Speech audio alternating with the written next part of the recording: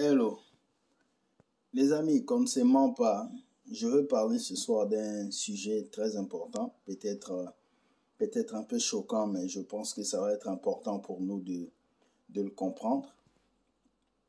Euh, Lorsqu'on organise un concert payant et qu'on met des places VIP, un concert entrée libre $15, VIP $25, VIP $45, les couples $100, les enfants 4 et 5 enfants au lieu de $10, $5 pour promotion. Maintenant, quand le concert se passe, vous finissez le concert, tout va bien. Quand vous collectez tout cet argent-là, ça part chez qui? Chez l'artiste, chez le producteur, chez le promoteur, ou ça part où? Ça part chez le producteur et le promoteur. Un concert payant n'est jamais à la gloire de Dieu. Un concert payant, c'est pour remplir les poches des promoteurs des spectacles et du producteur. Voilà pourquoi je vous dis aujourd'hui, si Dieu voulait que vous puissiez avoir des producteurs, je t'assure, David allait avoir le plus grand producteur. Voilà pourquoi vous voyez, vos musiques aujourd'hui ne touchent plus les gens. Vous chantez, c'est des casseroles qui bougent. Les gens peuvent danser, on peut faire des 4 millions. Mais après 4-5 mois, vos chansons n'ont plus d'impact. Pourquoi? Parce qu'on vous utilise comme les marchandises. Je veux parler ce soir à tous ces jeunes-là qui ont pris comme idée de servir Dieu. C'est une bonne chose de chanter pour Dieu. C'est une grâce de louer Dieu. Mais sachez une seule chose est que Dieu dit l'heure est déjà venue où il est déjà là, où les vrais adorateurs l'adorent en esprit et en vérité. Quelle que soit la musique que tu fais, quelles que soient les chansons que tu chantes, quelles que soient les activités que tu fais pour Dieu dans la louange, si ce n'est pas en esprit et en vérité, tu as échoué. Et c'est quoi servir Dieu? Adorer Dieu en esprit et en vérité. Adorer Dieu en esprit, ça veut dire connaître ces dieux-là, être connecté avec lui, avoir des temps de prière, avoir des temps d'adoration, avoir des temps personnels où toi-même tu dois chercher la volonté de Dieu. Servir Dieu parce que le Saint-Esprit te donne des signes à faire. En vérité, ça veut dire quoi? En vérité, ça veut dire ce que tu dis, c'est ce que tu fais. Ce que tu dis, c'est ce que tu as vécu. C'est ça. Désolé parce que ceux qui signent dans les maisons de production n'adorent plus Dieu en esprit et en vérité. Ils adorent Dieu en producteur et en spectacle. Ils adorent Dieu en concert payant et en argent. Ils adorent Dieu en cash et en manager. Quand tu appelles un artiste qui est connu aujourd'hui dans le gospel, je veux que tu viennes chanter. Parle à mon manager. Le manager va dire, j'ai besoin de 5 000 € pour que mon artiste arrive. J'ai besoin de 10 000 € pour qu'il arrive. Donc, les gens parlent en matière d'argent et non en matière de disponibilité d'âme. On vient de m'appeler pour un concert au mois de juillet. Je crois que c'est en Suisse.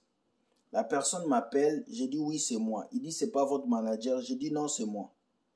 Et on veut voir pour un concert à Lausanne, en Suisse, nous voulons vous payer tout ça, c'est combien? Je lui ai dit, c'est gratuit. Du moment où je viens servir Dieu, je rentre chez moi. C'est gratuit. Si Dieu vous met à faire quelque chose, mais je ne peux pas vous donner un cash. C'est comme ça qu'un serviteur de Dieu parle. Il ne parle pas en matière d'argent. Je vois beaucoup de jeunes comme David Okit qui s'est levé aujourd'hui avec des rastas, des dents en or pour servir Dieu, avec des gémissements dans ses chansons.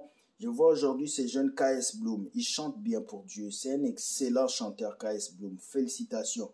Mais le fait que tu es parti entrer dans Rotary Club et nous avons appris que tu étais dans Rotary Club depuis longtemps. Ce n'est pas aujourd'hui que tu es dans Rotary Club. Qu'est-ce qui s'est passé? Je vais vous parler de ça bientôt parce que j'attendais d'avoir toutes les informations et j'attends que le concert du 16 qu'il va jouer pour Rotary passe. C'est après que je viendrai vous parler des KS Bloom. Pas maintenant. J'attends.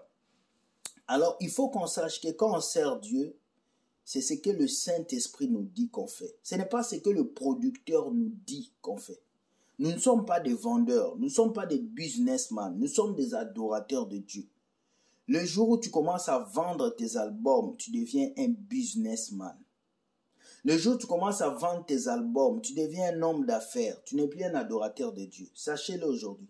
Tout adorateur chrétien qui vend des CD, c'est un businessman.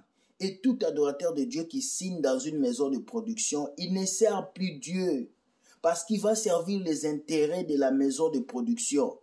Il va servir les intérêts du producteur. Le producteur va vouloir vendre les albums.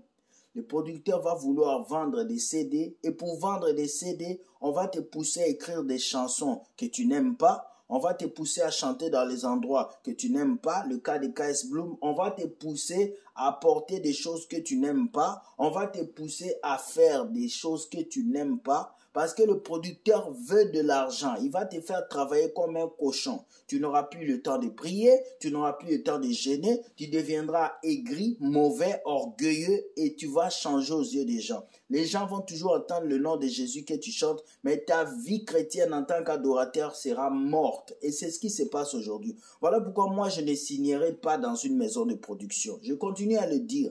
Même si Universal Music vient m'approcher, me dit oui, gospel, on veut te produire. Je ne veux pas signer dans une maison de production. Parce que les producteurs vont changer ma vision que Dieu m'a donnée. Ils vont me dire non, il faut chanter comme ça. Au lieu de mettre Jésus, mes pères, mais ça, ils vont changer les textes. Et beaucoup d'artistes qui ont signé dans les maisons de production, leurs textes sont changés.